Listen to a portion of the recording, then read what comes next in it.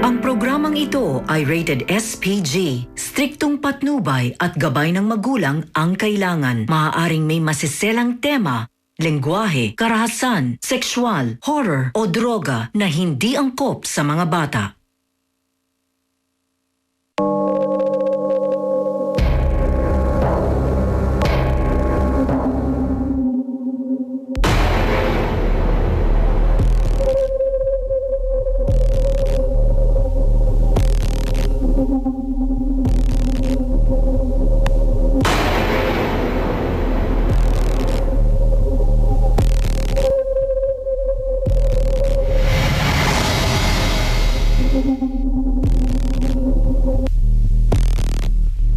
Kinapapanglawan nga itong lugar na ito pagpatay ang mga ilaw.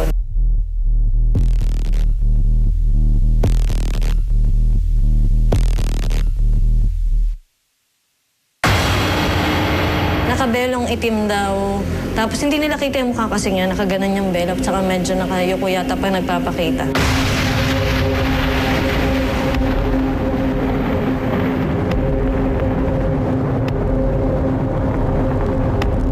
Sabi nila, yun daw ate, yung babaeng na doon sa mga pictures dito, yung mga lumang pictures dito.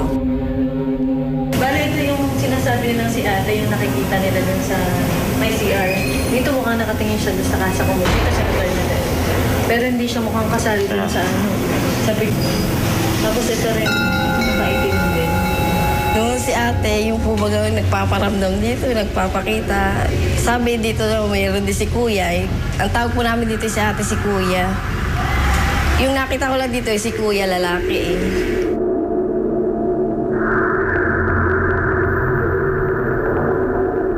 Ay, nung ako po ibababa na papuntang hagdan dyan sa taas, may nakita po ako. Pero wala siyang ulo. Katawan lang. Mga ilang araw uli, maulan uli siya. Kasama ko na po yung kasama ko sa trabaho, si Nena. Nakita namin may ulo naman siya, nasa sahig. Matagal ko siyang nakita eh. Matagal ko siyang, para baga tinitigan ko pa at baka nga mamaya ako naman yung nagkakamali. Kaya sabi ko eh, baka yun nga yung sinasabi nila si kuya. Dito din. Tapos yung ulo niya, nung kailangan, dito din siya. Dito din po sa baba. Dito naman sa sahig. Sa pagpapalit ng panahon, tila nag-iiba rin ang anyo at ang silbi ng gusaling ito para sa mga taga-Tayabas, Quezon. Una itong itinayo para maging tahanan ng hustisya. Naging luklukan ng kapangyarihan hanggang sa naging bulwagang pambayan. At ngayon naman ay palatandaan ng kasaysayan. Ito ang Casa Comunidad de Tayabas. Ngunit hindi lang daw ang mga taga-Quezon ang nakinabang at patuloy na nakikinabang sa naturang lugar. Dahil ito rin daw ay tahanan ng mga kaluluwang gala, luklukan ng naiibang kapangyarihan at bulwagang pang-elemental. Ako si Ryan Eigenman. Buksan ang mga mata. Palas ng pandinig. Palawakin ang isip.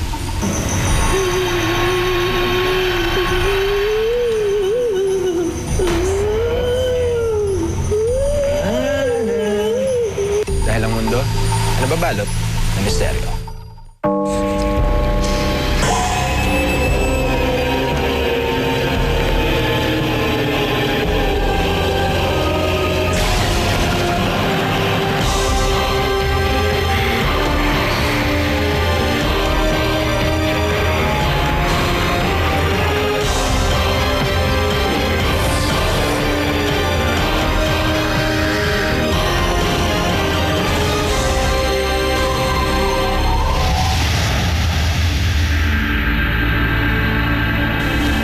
Sa sentro ng bayan ng Tayabas, Quezon, 235 taon nang nakatirik rito ang gusaling ito. Ang Casa Comunidad de Tayabas. Kaya nga po ang tawag dito ay Casa Comunidad de Tayabas. Ito po ay tahanan ng pamayanan ng Tayabas. So this is a public building at maaari pong bumisita ang mga kahit sino dito. Dito na po ang maraming kasaysayan ng Tayabas. In fact, dito nga minsan ay naging tanggapan ni Pangulong Manuel Quezon. Ang mga gobernadorcillo sa panahon ng Spanish dito nag-opisina, naging tanggapan. In other words, ito yung central seat of government ng lalawigan ng Tayabas. Itinanghal bilang pinakamalaking bahay na bato sa buong Pilipinas dahil sa kanyang massive structure. Dumaan na rin sa maraming renovation ng gusaling ito. Kaya't may pagkamoderno na rin ang itsura rito ng ibang mga silid.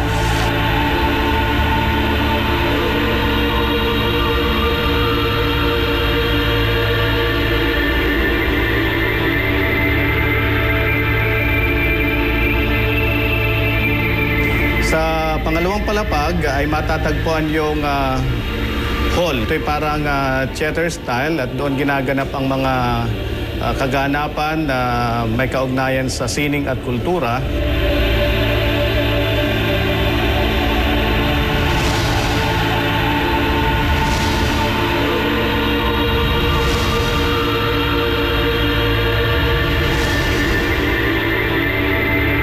Dati doon matatagpuan ang tanggapan ng turismo at yung dating library.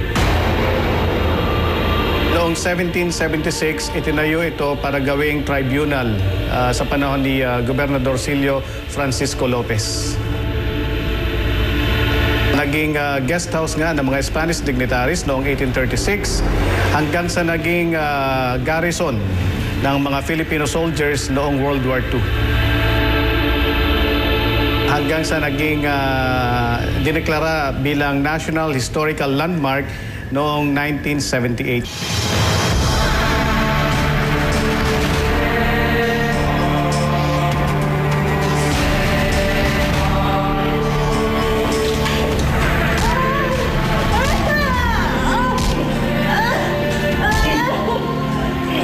Bukod pa roon, maalala ninyo, sabi ko nga ito ay ginawang garrison ng Filipino soldiers, ng mga kawal na Pilipino.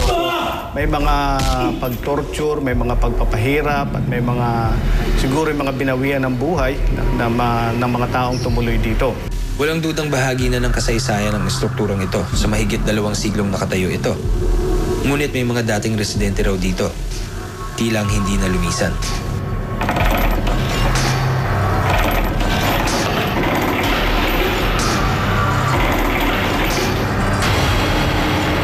Lalaki at babae ang madalas magpakita dito in the form of parang imahe ng mga naglalakad na nilalang.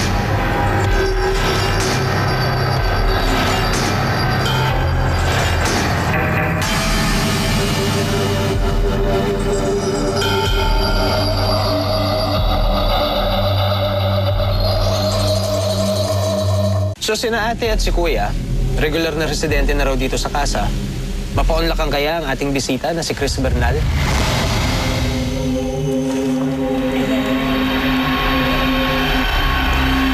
Sa unang silid, ipinakita namin kay Chris ang litrato ng babaeng nakabelo na nagmumulto raw dito sa casa. Sabi nila, madalas daw yan nag-appear sa mga pictures. Hindi lang dito, may iba pa daw na litrato. At madalas din daw siya nandito at nag-appear din. Na hindi natin alam, iba ka ba may mag-appear sa atin. Na nakita pa ako nung picture nung babae, na wala talaga siyang mukha, na babae lang talaga siya nakaitim na nakabelo. So, nung nakita ko yung babaeng nakaitim na nakabelo, ayoko talaga. Binisita rin ni Chris ang public library sa unang palapag. Mas hinuhope ko na sana wala, pero nararamdaman ko siya na parang feel ko may naghihintay sa akin. O feel ko parang andyan lang sila. Parang ganun. Feel ko nasa tabi ko sila. Kayanin pa kayang tumuloy ni Chris paakyat ng ikalawang palapag. Iwan mo talaga ako?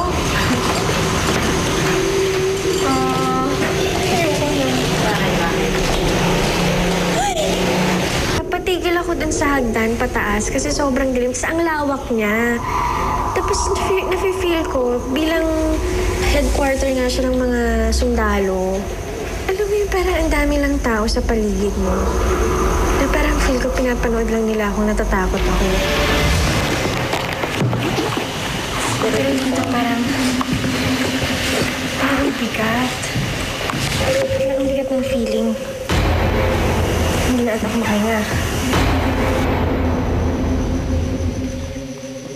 Yung magulong kwarto na may mga nakakalat na papel-papel, libro-libro. Doon, grabe doon. Sunod na bababa si Chris sa isang hagdan patungong bodega.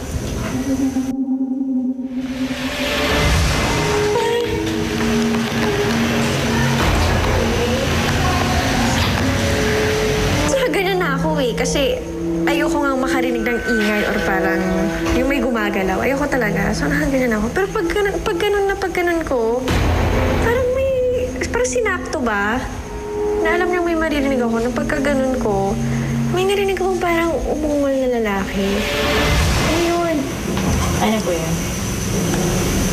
Parang may narinig ako.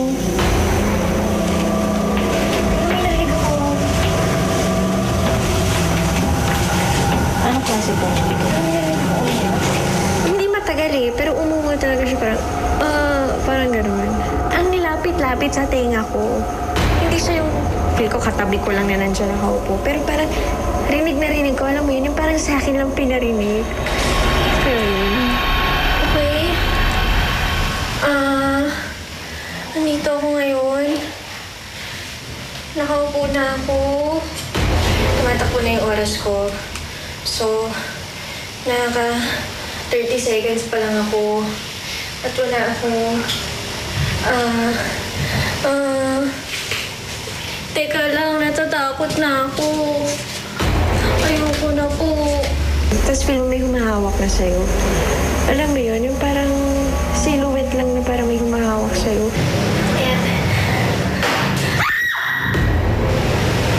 Ano yun? Ano ba to?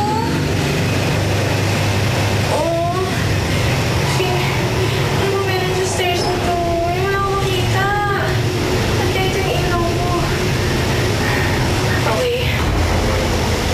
At may takot ako. Oh! Sino ka? Meron pa akong...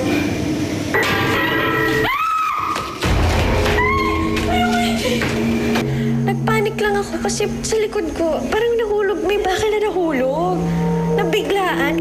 So doon ako natakot kasi parang ang layo naman nung naririnig kong hulog. Tapos yung isa sa likod ko lang. Natakot na ako doon.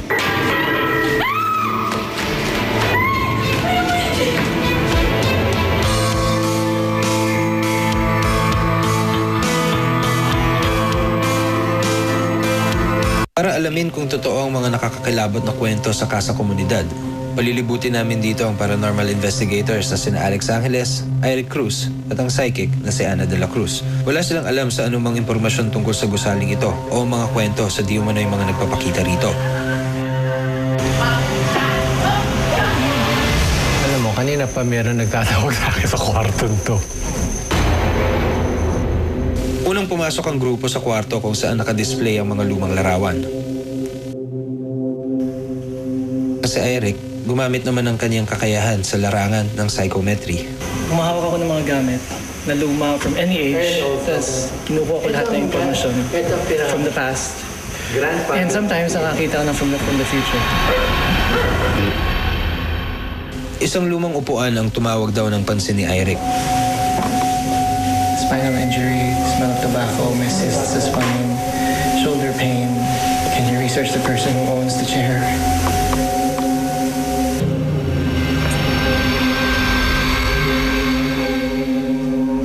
Impression ko, negosyante, in-check. Bigasan ng trabaho nito. Murder? Dahil kasi maraming blood eh. Slit at the neck. It was grabbed like this. Sunod silang umakyat sa second floor. Ooh-wee. Ano mo ba yung nakikita ko eh? Meron. Nasa taas siya. Still. Nakablock siya. May tinalita siya. Pero malungkot siya. Bakit? Let's go up. Find out. Ang di umano'y nakikita ni Ana na babaeng itim, tila tumutugma sa mga kwento ng mga taga-kasa. Parang merong humaharang. May pigil. Yan siya. Nakadungaw siya dyan. Tapos iiyak siya. Pupunta siya sa ulan.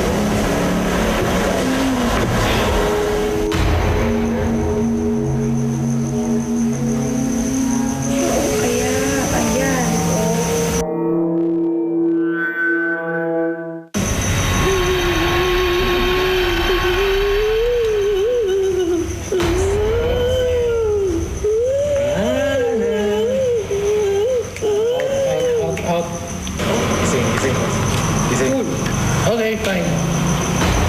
Name, background. Ano siya? Matagal na daw siya dito. Nahanap niya yung asawa niya. Hinihingi siya ng tulong sa isang lalaki. Hindi siya nakikita. Presensya naman daw ng isang lalaki ang nakikita ni Eric dito sa ikalawang palapag. Why is there a corpse lying down right there? Yung itsura niya napaka-proper. Maganda yung dating niya. Yung tindig niya, meron magandang pagkatao, malakas ang dating sa ibang tao. Respectable, actually. And respected figure. Sugat niya is multiple. Gunshot, tsaka itak. Or sugat from stab wounds. Pawang mga psychic imprints o mga alaala ng nakalipas ang nakita nila sa lugar na ito. Hero, isang revolutionary hero, dumaan dito. From here, wini-witness nila sa certain members of the family here para nag-recruit, sumama doon sa revolusyon or sa gawain yon.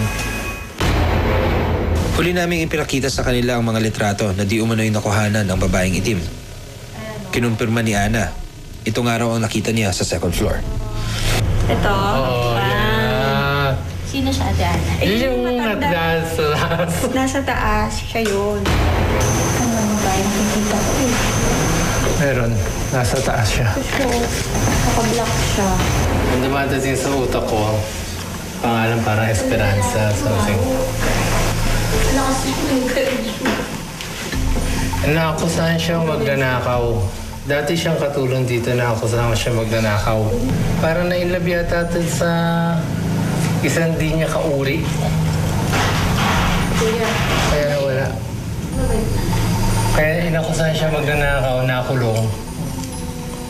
Ngayon, pati wakal. She's been existing since the 1800s pa.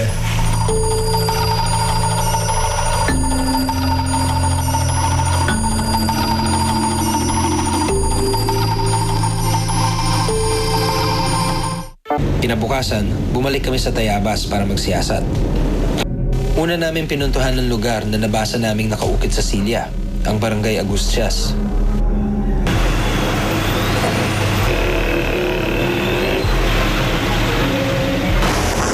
First thing that came to my mind is ape. Ape o ape. Yung gano'n. Presyon po, negosyante. In-check. Sa aming paghahanap, nakilala namin si Lolo Salvador at Lola Barbara. Sa edad na 100, sila raw ang pinakamatandang residente rito. Dating karpentero raw si Lolo Salvador at marami siyang mga Chinoy na naging parokyano. Oo, si Utaw. Si ito ako eh. Si Kaping, si Ana. Marami akong kilala. Lahat na yung sige, parokyano ko eh. Sa mga pangalang binanggit ni Lolo Salvador, tumawag sa aming pansin ang tinutukoy niyang Kapeng. Nakatunog sa pangalang binigay ni Alex na Apeng o Ape. Malaking negosyo nun. Naging lagpan, bigasan, tindahan. Maraming negosyo yun. Mayaman yun eh. Si Kapeng po, buhay pa? Ay, patay na. Kamamatay pa. Ano po yung ikinamatay niya? Ay, atake. Sunod naming ipinagtanong ang tungkol sa dugo ang lalaking nakita ni Eric sa second floor.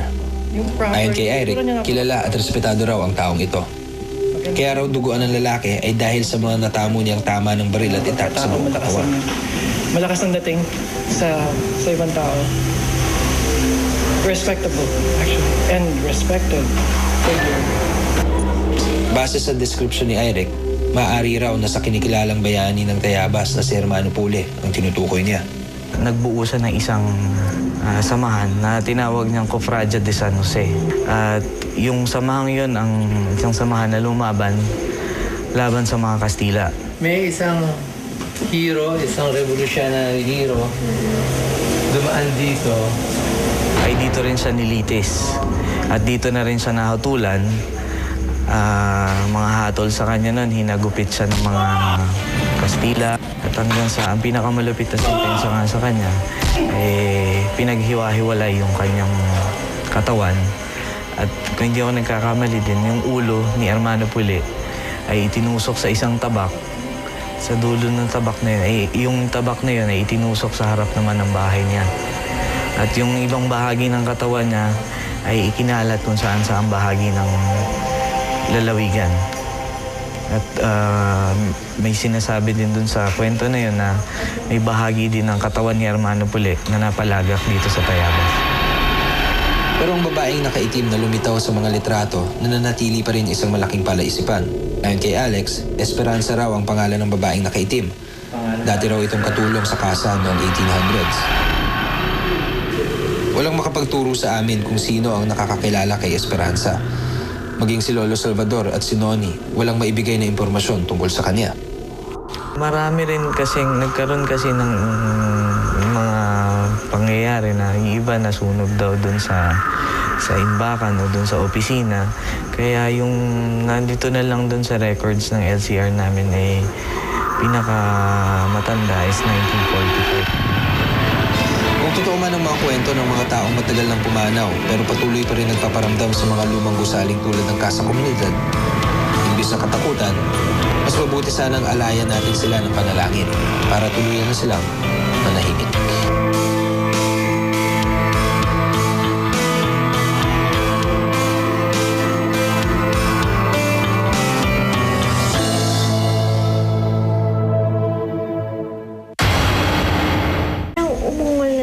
Ano yun? Ano po yun? Parang may narinig ako.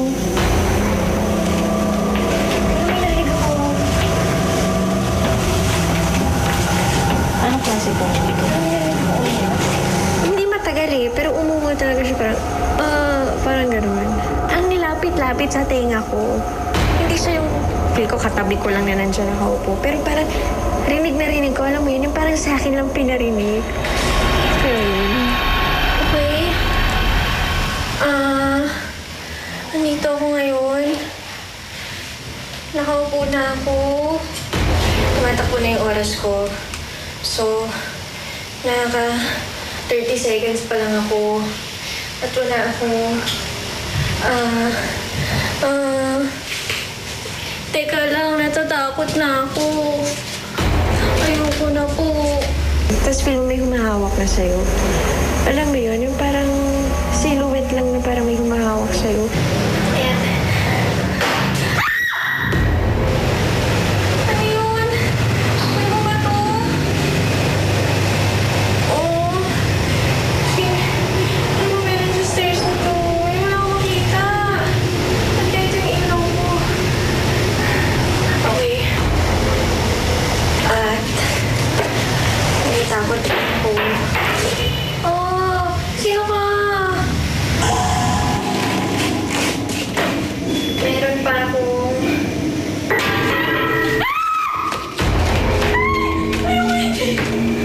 Nagpanik lang ako kasi sa likod ko, parang nahulog. May bakal na nahulog. Nabiglaan. So doon ako natakot kasi parang ang layo naman nung naririnig kong hulog. Tapos yung isa sa likod ko lang. Natakot na ako doon.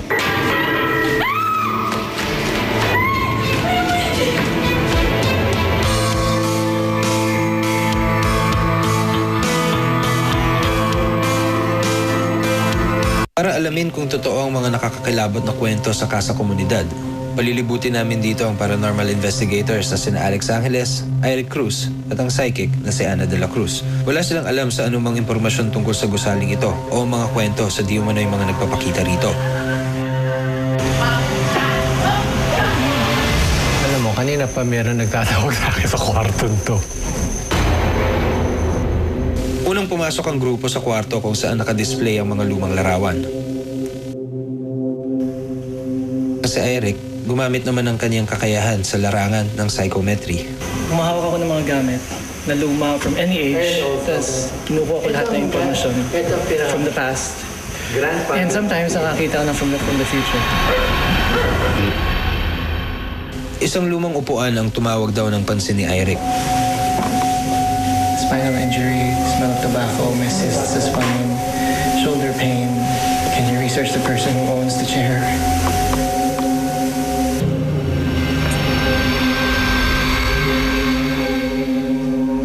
Impression ko, negosyante, in-check.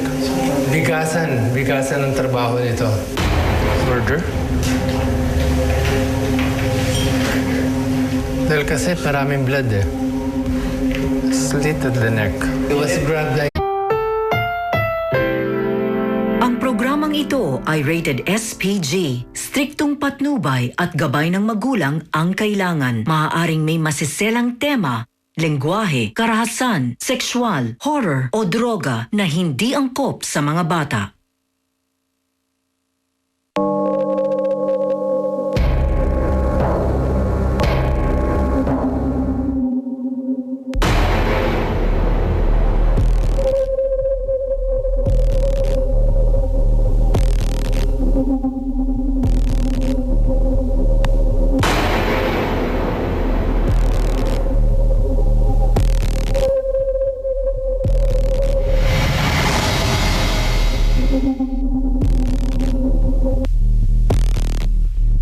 Kinapapanglawan nga itong lugar na to pagpatay ang mga ilaw.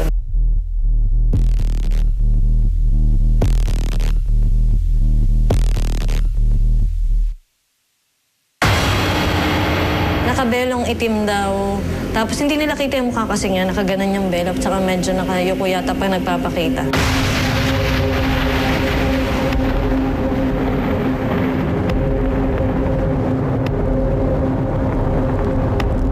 Sabi nila, yun daw ate, yung babaeng na dun sa mga pictures dito, yung mga lumang pictures dito. Bale, ito yung sinasabi nila si ate, yung nakikita nila dun sa may CR. Dito mukhang nakatingin siya dun sa kasa ko. Dito siya naglalagay.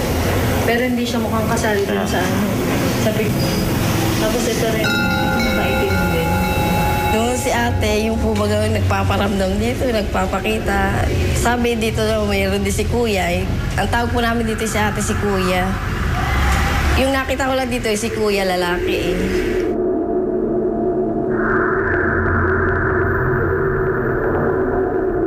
Ay, nung ako po ibababa na papuntang hagdan, dyan sa taas, may nakita po ako. Pero wala siyang ulo. Katawan lang. Mga ilang araw uli, maulan uli siya. Kasama ko na po yung kasama ko sa trabaho, si Nena. Nakita namin may ulo naman siya nasa sahig. Matagal ko siyang nakita eh. Matagal ko siyang, para baga tinitigan ko pa at baka nga mamaya ako naman ay nagkakamali. Kaya sabi ko baka yun nga yung sinasabi nila si kuya. Tapos yung ulo niya, nung kailangan, dito din siya. Dito din po sa baba. Dito naman sa sahig. Sa pagpapalit ng panahon, tila nag-iiba rin ang anyo at ang silbi ng gusaling ito para sa mga taga-Tayabas, Quezon.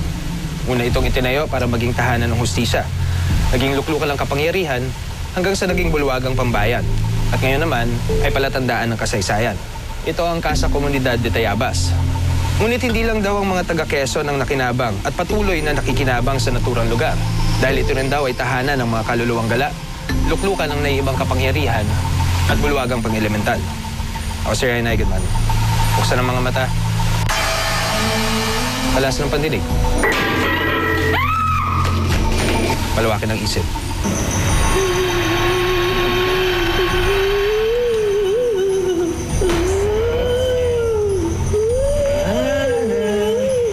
Dahil ang mundo ay nababalot ng misteryo.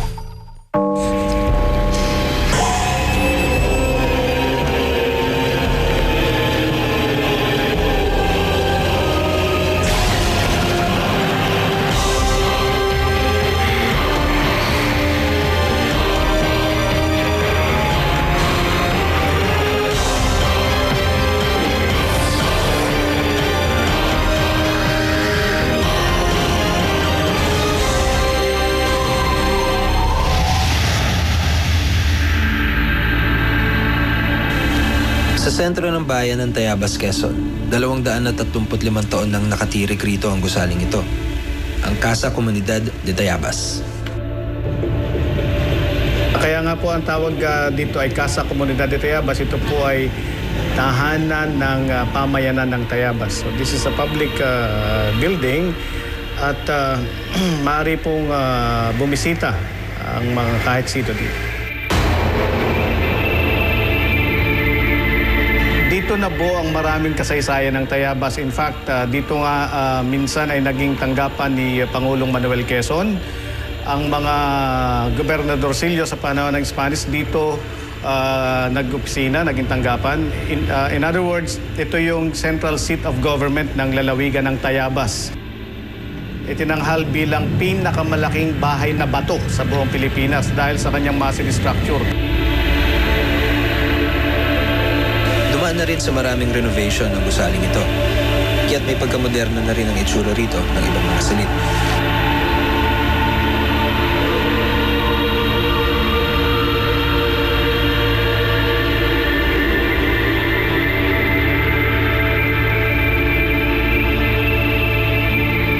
Sa pangalawang palapag ay matatagpuan yung hall. Ito ay parang theater style at doon ginaganap ang mga kaganapan na may kaugnayan sa sining at kultura.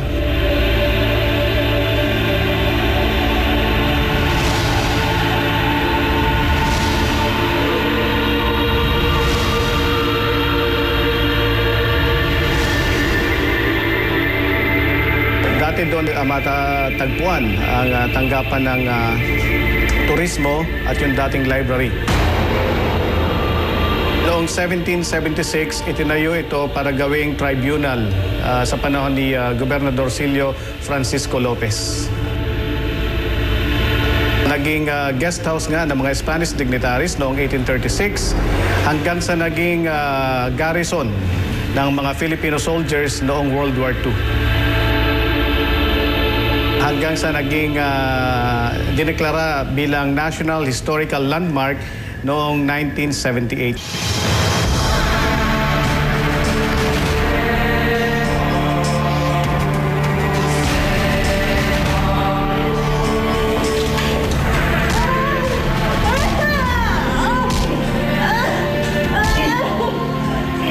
Bukod pa roon, maalala ninyo, sabi ko nga ito ay ginawang garrison ng Filipino soldiers, ng mga kawal na Pilipino. May mga pag-torture, may mga pagpapahirap, at may mga, siguro mga binawian ng buhay ng mga taong tumuloy dito. Walang dudang bahagi na ng kasaysayan ng estrukturang ito sa mahigit 2 siglong nakatayo ito. Ngunit may mga dating residente raw dito, tilang hindi na lumisan.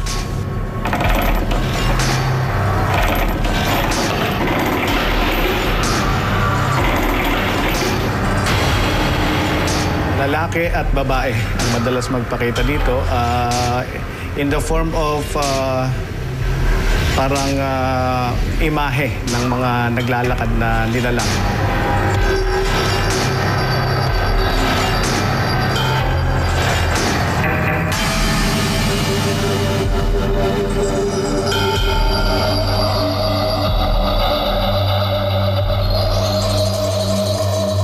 So sina ate at si kuya, regular na residente na raw dito sa casa. Mapaunlakan kaya ang ating bisita na si Chris Bernal?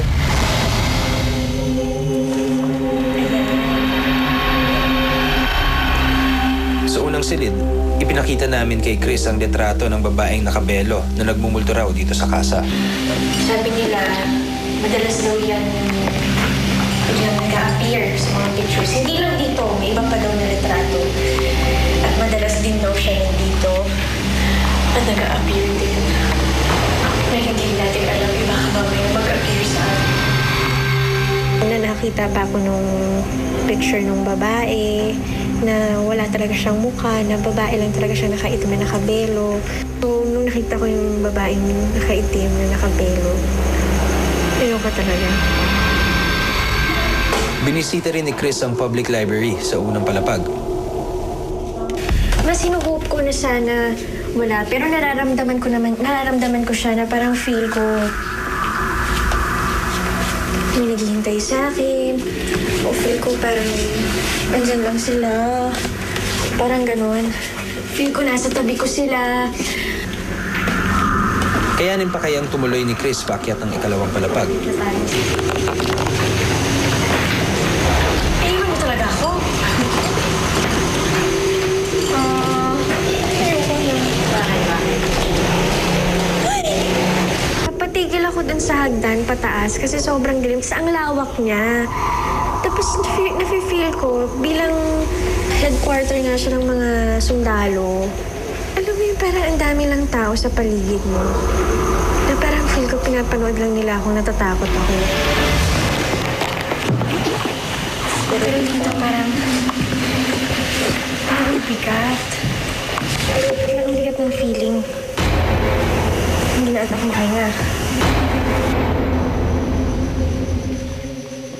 Yung magulong kwarto na may mga nakakalat na papel-papel, libro-libro. Doon, grabe doon. Sunod na bababa si Chris sa isang hagdan patungong bodega.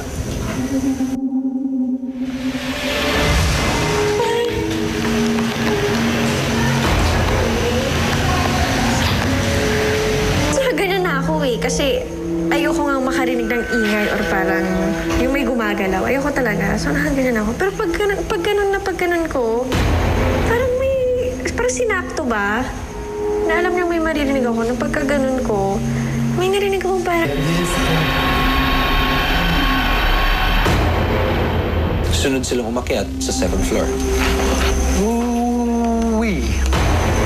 Ano ba ba yung nakikita ko eh? Meron. Nasa taas siya. Still. Nakablock siya. Ay, di nakita siya. Pero malungkot siya. Bakit? Let's go up. Find out.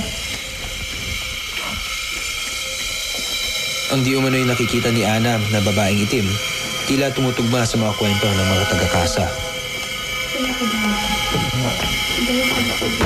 Parang merong humaharang. May pigil. Yan siya.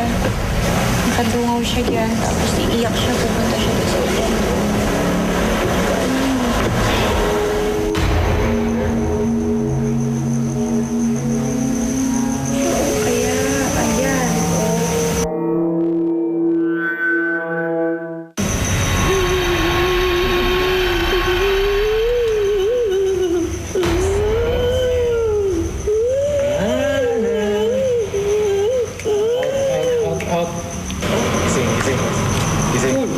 Okay, fine.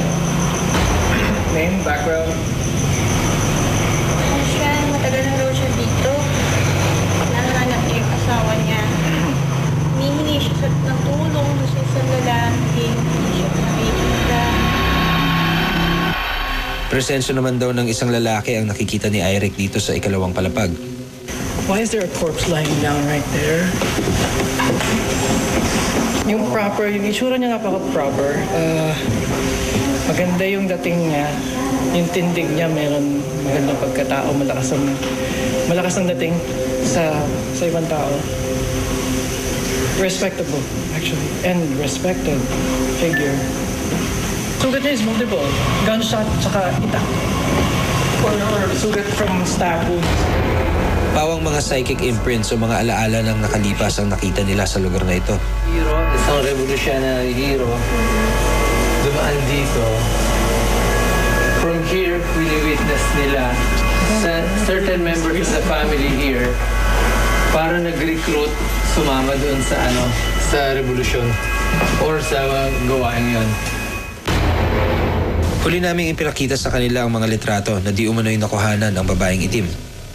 Kinumpirma ni Ana, itong araw ang nakita niya sa 2nd floor. Ito. Oh, yeah. Sino siya dyan? Yung nasa taas. Nasa taas. Siya yun. Ano ba yung nakikita ko eh? Meron. Nasa taas siya. So, nakablock siya. Ang dumadating sa utak ko, pangalan parang Esperanza, something. Lakas niya yung courage mo. Naakusahan siyang magnanakaw. Dati siyang katulong dito na akusahan siya magnanakaw. Parang nainlove yata sa isang di niya kauri. Kuya, Kaya inakusahan siya magnanakaw, nakulong. Ngayon, pati wakal. She's been existing since the 1800s pa.